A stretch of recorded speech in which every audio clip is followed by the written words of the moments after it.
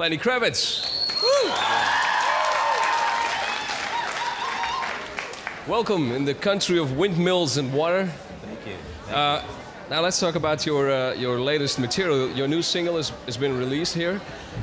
Besides your new album, you've been working with other artists like Madonna and the Peace Choir. Yeah. How do you look back on that event, the Peace Choir? It was a good thing. It was something that I really wanted to do, and all the people that were involved were really supportive. And we wanted to do it, and we did it.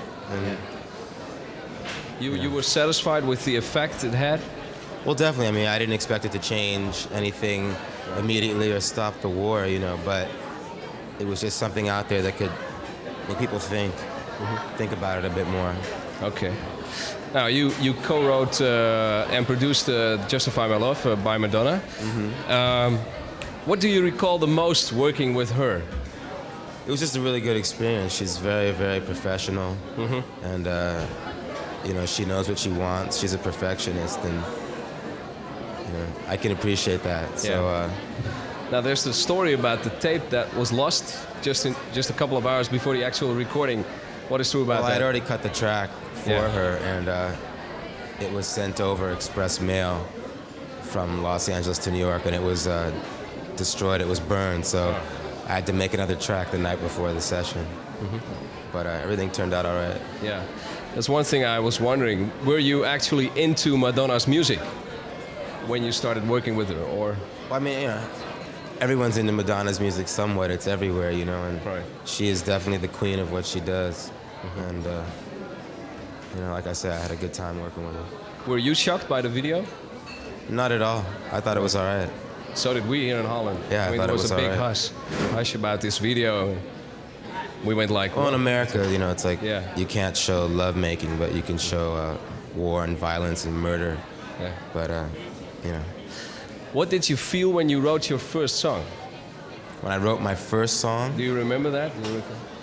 It must have been a special feeling. Actually, I wrote my first song when I was about 9 years old with my next-door neighbor, Alex Wiener. I don't know if he remembers me, but we wrote a song called I Love You, Baby. And, That's original. I remember it, though. I might do it one day, actually. Okay. I listened to your new album, Mama Said. It's incredible how many different styles you have on that album. Stand By My Woman, What the Fuck Are We Saying? It Ain't Over Till It's Over. Every song is different, but it still remains a Lenny Kravitz album, of course. I was wondering, is this album the mirror of your musical background? I mean, your background comes out, in what you do and your influences, But I just don't have one style in me. I come from so many different kinds of music that, every song was coming out different. And I thought they wouldn't go together, but in the end, it worked out all right. Yeah. Aren't you afraid to confuse people? I mean... No, I mean, I think it's really boring when you get an album and you put it on and it sounds the same throughout the whole, 10, 12 tracks. Yeah. So, I like variety. I like for the album to take people on a trip, take them somewhere. Yeah. Is it sort of a musical diary of your of the last 18 months of your life? Definitely. It is. So it's, of course, very personal. Yeah, I mean, it's out there for everyone to hear, but to me, it's quite personal, actually. Yeah. Now, your new single, you had some help from Slash, Guns N' Roses. How did he came about? Well, we met at an award show in Los Angeles, and he expressed the desire to work with me, and, I was really curious as to what we'd do together.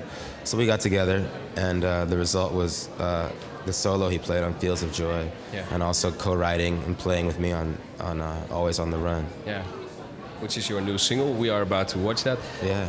I heard you contracted your last member for the band for the tour today. Yeah.